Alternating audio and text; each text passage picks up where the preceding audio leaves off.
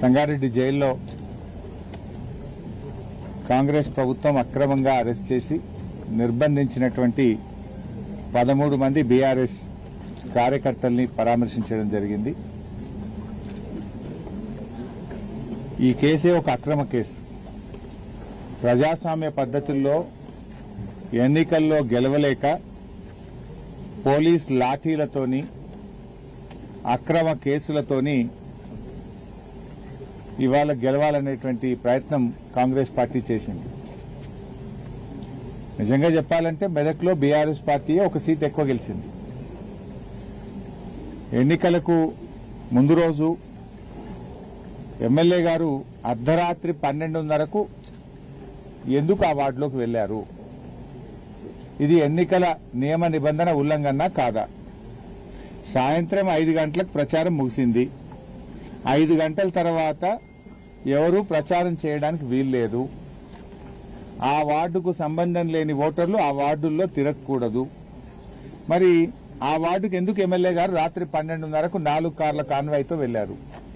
4 కార్ల కాన్వాయ్తో వెళ్లి అక్కడ ఒక ముస్లిం మహిళ ఇంటికి వెళ్లి ఆ మహిళను బెదిరించి ఆ మహిళ ఛాతి మీద చెయ్యి వేసి నైటీని చింపే ప్రయత్నం జరిగింది. ఎమ్మెల్యే గారు గన్మెనే దాడి చేసినాడు. సో ఒక ముస్లిం మహిళ మీద దాడి చేసినప్పుడు, ఆమె ముస్లిం మహిళ ఛాతి మీద చెయ్యి వేసి దాడి చేసినప్పుడు సహజంగానే ప్రజల్లో ఆవేశం వస్తుంది కదా. సహజంగానే ప్రజల్లో ఒక ముస్లిం మహిళ మీద మరి గన్మెన్ ఆ రకంగా చెయ్యి వేసి దాడి చేసి ఛాతి మీద చెయ్యి వేసినప్పుడు ఎవరైనా స్పందిస్తారు కదా. నువ్వు ఆ రాత్రి 12:30కి ఎందుకు పోయినారు? డిఎస్పీ గారు దగ్గరుండి వాళ్ళని 12:30కి తీసుకెళ్లి డబ్బులు పంచిపిస్తాడా? మరి 12:30 రాత్రి మీరు ఇక్కడ రాకూడదు, నియమ నిబంధనలకు ఉల్లంఘన, ఇక్కడికి 4 కార్ల కాన్వాయ్తో ఈ రాత్రిపూట ఈ వార్డులోకి రావద్దని చెప్పాల్సిన డిఎస్పీ దగ్గరుండి ఎమ్మెల్యే గారిని 4 కార్ల కాన్వాయ్ని తీసుకుపోయి డబ్బులు పంపించే ప్రయత్నం చేస్తారు. ప్రశ్నించినటువంటి ఒక ముస్లిం మహిళ మీద గన్మెన్ ఛాతి మీద చెయ్యి పెట్టి నైటీ చింపి దాడి చేస్తాడు. అసలు కేసు పెట్టాల్సింది ఎవరి మీద? ఎన్నికల నియమ నిబంధన ఉల్లంఘించి అర్ధరాత్రి పూట డబ్బులు పంచిన ఎమ్మెల్యే అనుచరుల మీద కేసు పెట్టాలి.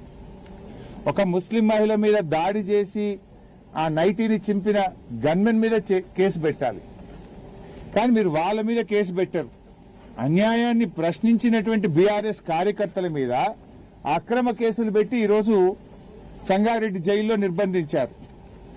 ఇంకా బాధాకరమైన అంశం ఏంటంటే అరెస్ట్ అయినటువంటి 13 మందిలో 6 ఎస్సీలు. ఈ ఎస్సీల మీదనే ఎస్సీ ఎస్టీ కేసులు పెట్టారు. ఇది ఎక్కడ భారతదేశంలో ఉంటుందా? అంటే ఎంత ఆగమాగం ఉన్నారంటే 307 సెక్షన్ పెట్టినారు.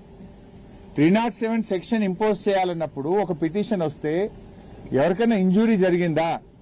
ఇంజురీ జరిగితే అతన్ని హాస్పిటల్కి తీసుకెళ్లి మెడికల్ రిపోర్ట్ తెప్పించి గాయమైందని చెప్పి డాక్టర్లు నిర్ధారిస్తే 307 సెక్షన్ ఇంపోజ్ చేస్తారు. అసలు మెడికల్ రిపోర్ట్ లేదు, ఇంజురీ జరిగిందే లేదు, గాయం అయిందే లేదు. గాయం కాకపోయినా 307 సెక్షన్ పెడతారు. ఎస్సీల మీదనే ఎస్సీ ఎస్టీ కేసులు పెడతారు. అంటే ఎంత గుడ్డిగా ఈరోజు పోలీసులు అధికార పార్టీకి కొమ్ము కాస్తున్నారో మనకు అర్థమైతా ఉంది. నేను ఆ పోలీస్ అధికారులను కూడా హెచ్చరిస్తా ఉన్నా. ఇలా మెడికల్ రిపోర్ట్ లేకుండా ఎస్సీల మీద ఎస్సీ ఎస్టీ కేసులు పెట్టి ఇష్టారాజ్యంగా మీరు మా వాళ్ళని అరెస్ట్ చేస్తుంటే రేపు వీటన్నిటికీ మీరు సమాధానం చెప్పాల్సి వస్తుంది.